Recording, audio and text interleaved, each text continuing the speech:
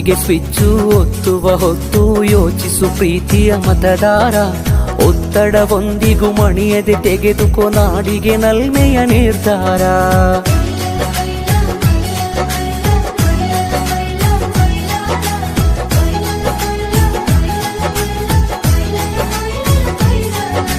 ಓಟಿಗೆ switch ಒತ್ತುವ ಹೊತ್ತು ಯೋಚಿಸು ಪ್ರೀತಿಯ ಮತದಾರ.